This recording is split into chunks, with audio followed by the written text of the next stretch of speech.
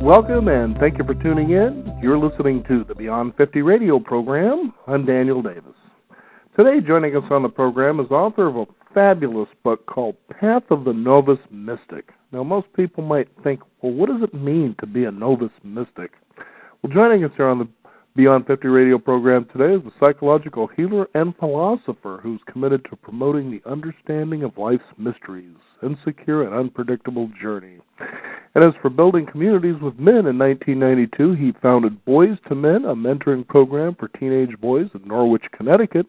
Also, he is the founder of Comega, the semi-annual Connecticut Men's Gathering. I'd like to welcome to the Beyond 50 radio program today our guest, Paul Dunyan. Paul, how are you today? Oh, fine. Thank you, Daniel. Now, tell us about the book Path of the Novice Mystic. That's an interesting title. What does that mean exactly? Yeah, well, the notion of novice, I think, suggests that to really make peace with life, we really probably have to be willing to be open to beginnings and newness on an ongoing way. It's only too convenient to take great comfort in making conclusions. I often talk about that conclusions can be comforting, and yet peace seems to be made by a kind of receptivity to curiosity, as well as making conclusions about life. And the mystic piece is about just confirming that life is essentially mysterious and insecure. It's noteworthy that in most indigenous cultures, the ritual that is often supporting the transition from childhood to adulthood is called by anthropologists the mysterium tremendum, where the young folks are introduced and reminded that life will remain essentially mysterious. Mm-hmm. You know, it's funny because when you think today, it seems like there are these predictable markers that we're supposed to be able to achieve at particular ages. And you take a look at the demands on young men, what those may be, but that's so skewed and scattered that sometimes it's really hard to define what that really is. Yes, especially the idea that something like manhood would be something one arrived at a certain chronological time, as opposed to being mentored and supported gradually over time. Mm-hmm. It's kind of funny to think that, too, because I remember there was a time that all of a sudden I felt I was simply in my 20s, but I never really understood, well, where was this so-called change that I thought I was supposed to experience from being looked at as a child, considered a child, even a teenager for that point. Now all of a sudden I'm just talking with adults, and I was like, but wasn't there supposed to be somewhere where I knew that I'd crossed over into this realm? It just seemed to happen. Mm-hmm. Yeah. Of course, we don't ritualize it as a culture, so there is no demarcation of transition. Recently, actually, several men and I, back in September, did offer an 18-year-old boy an initiation, but it was clear during this initiation that the initiation was a welcome. It wasn't simply when the ritual is complete, you're a complete man. You're being welcomed now into the community of men. Mm-hmm. Now, I like there was a part that you had in your book when it was talking about willing to be lost. But tell us about that. Well, let me say, we have to back up a little bit and say that unlike these indigenous cultures, we're actually delivering the opposite message about the nature of life, which is if you have the right education, the right bank account, the right neighborhood, the right spouse, the right friends, life will be fundamentally secure and predictable. That's probably not an accurate account of life. Lots of unpredictable things are still going to happen, and the dilemma that learning to get lost becomes a big deal in that life is not predictable. One of the I'm spacing on his name, but there's an author who's done some significant look at explorers, famous explorers who got actually lost in the wilderness.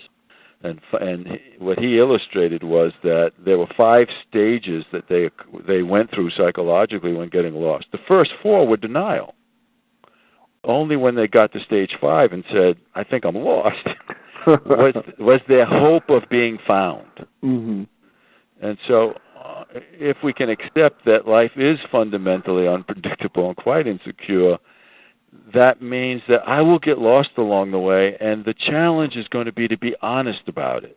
Whether it's lost around not knowing where I belong vocationally, lost around not sure how to parent a particular child, lost in a marriage, lost around my purpose in life. It seems that the getting honest about that is such a big deal in terms of moving on. Mm-hmm. Now, I'm kind of curious, Paul, what do you feel is, what men or males are being denied, so to speak, if they're actually being denied anything directly, that is really kind of causing the kind of confusion or perhaps even torment that they experience as they age? I think that the culture tends to deny men access to their inner worlds, especially the inner worlds of feeling deep vulnerability, deep need, deep connection for belonging. I remember once I was on another radio talk show some years ago talking about men gathering in support of one another, and the interviewer said to me, "Well, don't you guys get together in boardrooms?" And, well, yeah, we do, but that might not be the place where we're really telling the truth about challenges that we're facing in our lives. So there's a way in which culture seems to condemn men to emotional isolation. Mm-hmm. That is, we're not supposed to make real fundamental emotional connections, especially where we might feel vulnerable. Mm-hmm.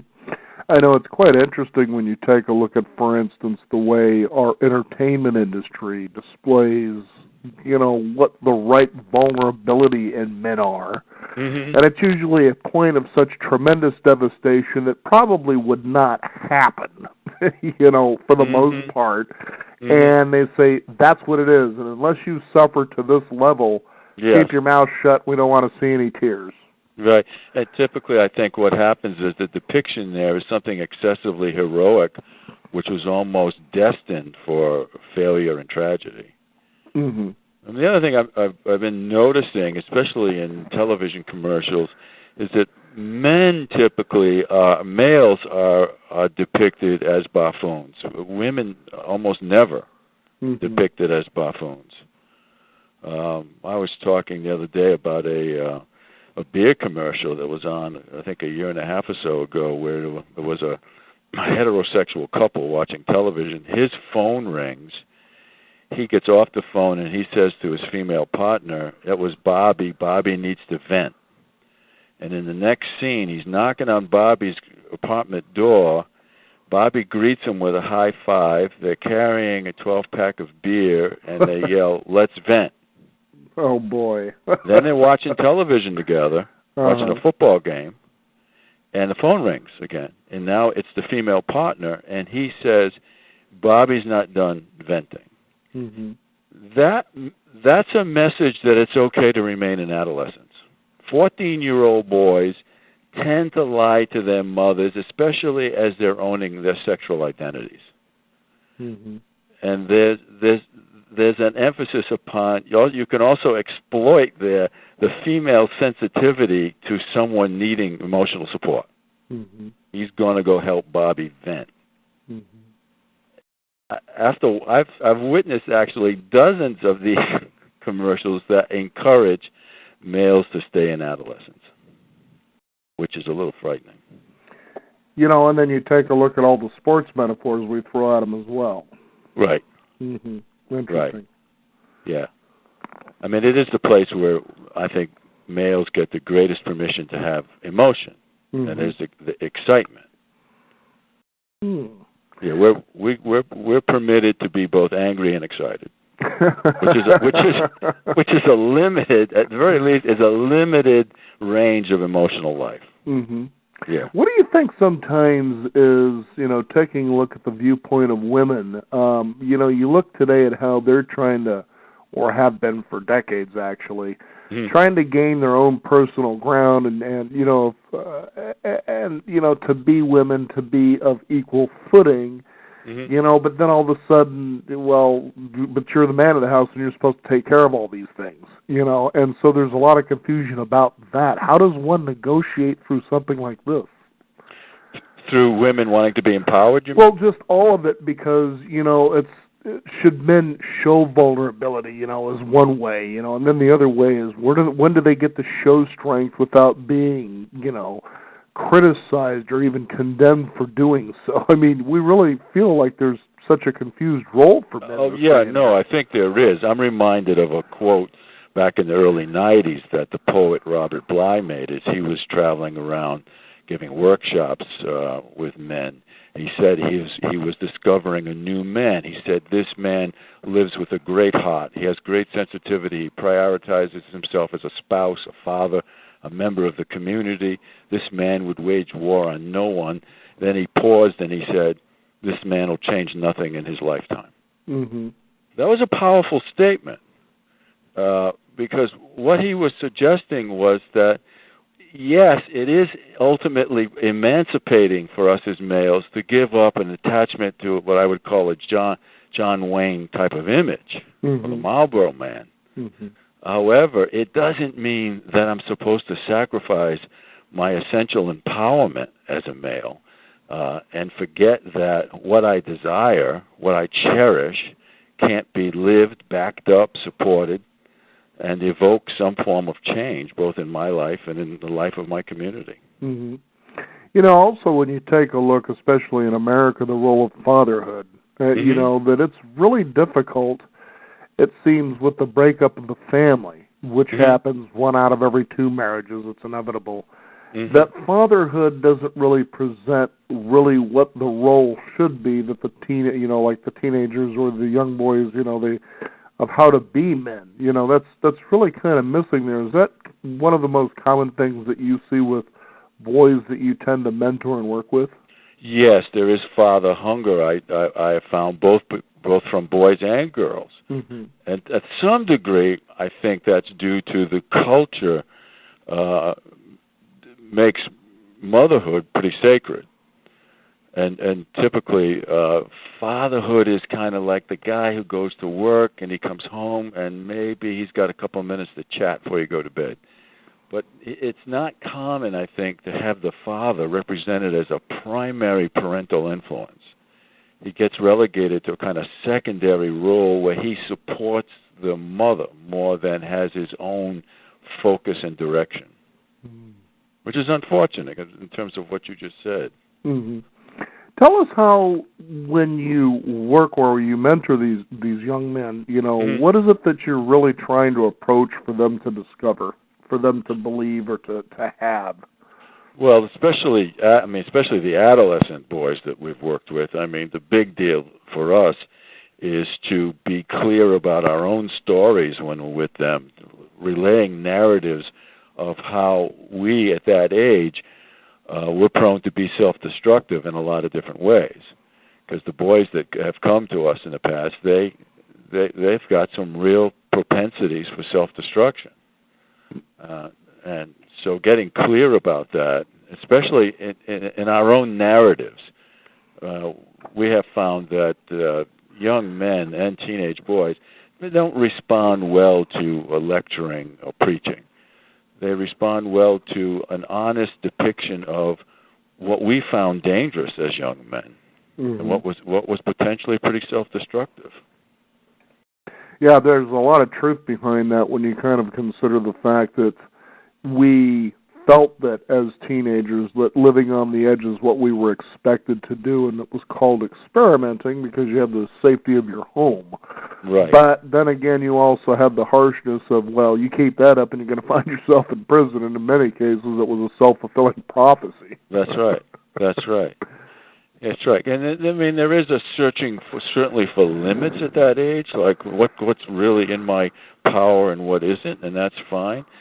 But to be able to get clear with some real mentoring about what's going to hurt me as opposed to simply be exploratory is critical. Now, does it get exciting as you work with these young men to see them actually open up? You talk about, life is a mystery. What does that really mean?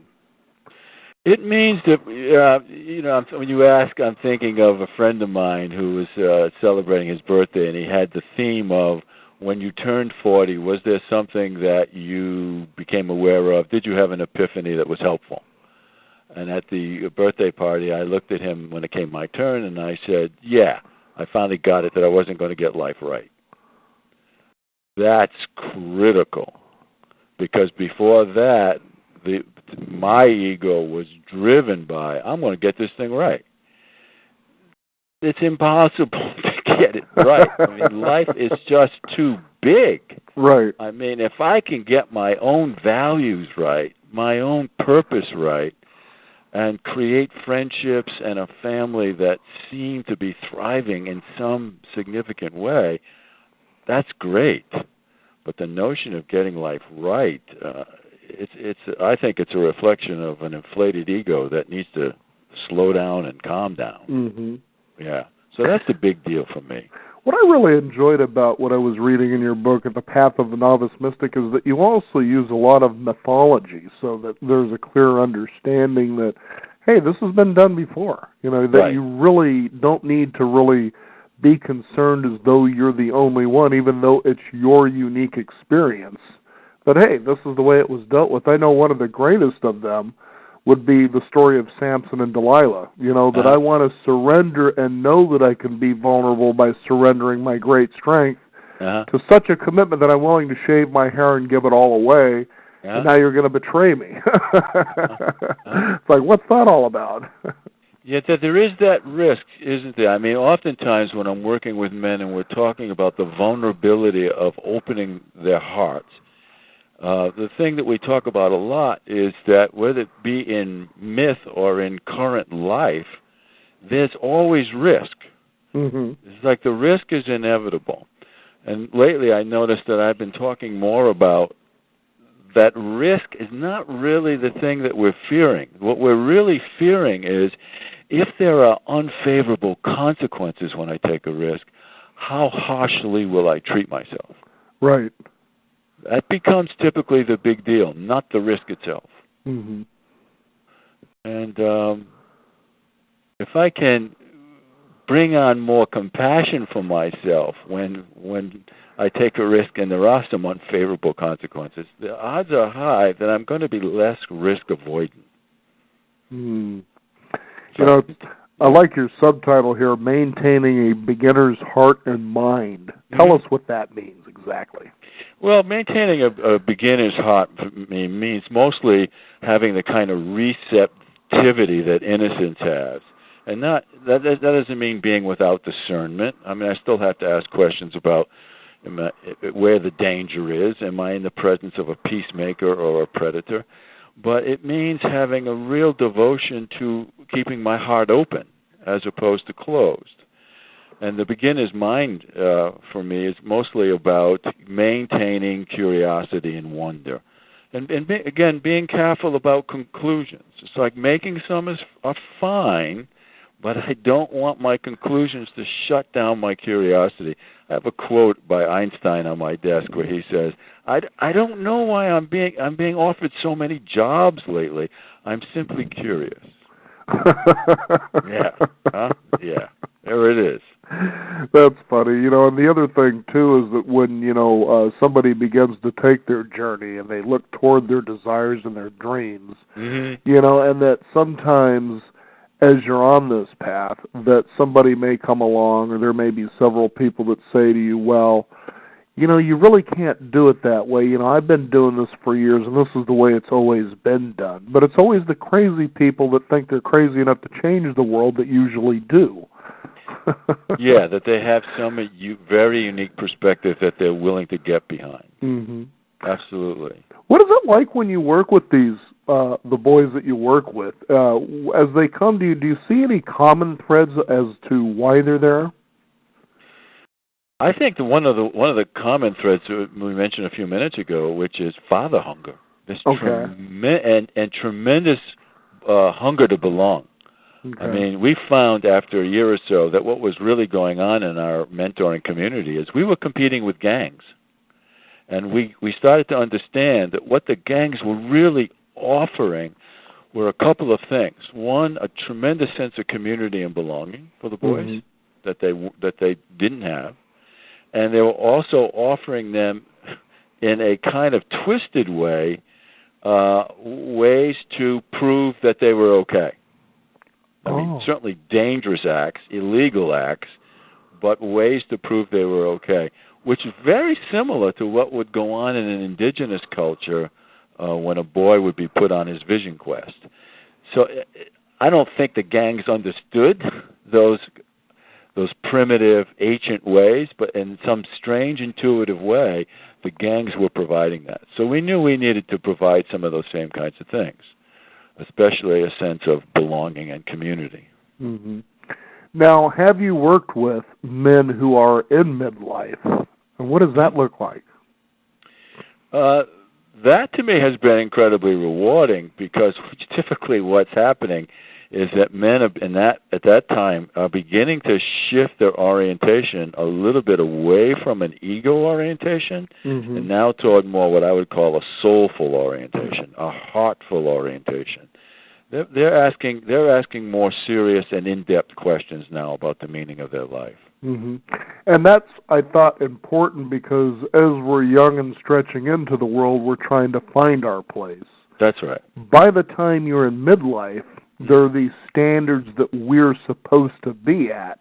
And boy, I remember when I was approaching the age of 30, for instance, and just weeks before that, I just had a really rotten attitude, about where I was in life, what I didn't have, what I didn't achieve or thought I should have by then. Yep. And then by the time I turned 30, when the actual day came, I started thinking quite a bit about, well, what have I actually done? Where have I been? What are the experiences that really sum up who I am? And I started smiling, thinking, it hasn't been all that bad now, has it? And each year after that has just been getting better and better and better, and here I'm about to approach midlife now. And I realize as I look back the incredible wake that I've left behind. Now, to look at me measured against a Bill Gates is ridiculous, or, somebody in Hollywood, for instance. Right. But to realize what have I actually given to the world that's uniquely me, I can feel very proud about that. And I think sometimes that's the harshest critic that stands there at the door of someone, is that they have these standards they try to measure their lives up to that are really nothing more than illusions. And that seems to be the approach that you have about this. I do. I quote in the book a few years ago, one of the leading political advisors for the president said that in his childhood, on the refrigerator door in the kitchen read, failure is unacceptable. And I say in the book, probably a better sign on some appliance in the kitchen would be perfectionism is unacceptable. For the very reason that you're pointing out. Right. That is, if I'm not striving for perfection, I run a higher likelihood of noticing what I have offered, what the benefits of my contribution have been, even though they're obviously limited, and they were supposed to be limited, without getting heavily attached to something more grandiose. Very exciting work here. Path of the Novice Mystic is the book today. Our guest, Paul Dunyan. Is there a website people can find out more about your work? Yeah, it's pauldunyan.com. Well, that seems simple enough. Yeah. Anything you'd like to leave, a special message for our listeners out there about manhood and what they should do with each step? Well, the big thing for me is whenever possible, try to get an older man mentoring you. A man who can see your gifts, see your strengths, see also what in you is asking for development, and have that man guide you a bit. I'm a big believer in mentoring at any age. I have a man right now in my life in his late 70s who's mentoring me today. We'll have to give him a call, won't we? Absolutely. Paul, thank you so much for joining us here on the Beyond 50 radio program. Okay, Daniel, thank you. You bet. Again, The Path of the Novice Mystic is the book. Paul Dunyan, our guest today. You can find out more by also visiting pauldunyan.com. I'm Daniel Davis. Thank you for joining us. You've been listening to the Beyond 50 radio program. Remember, live your day past halfway.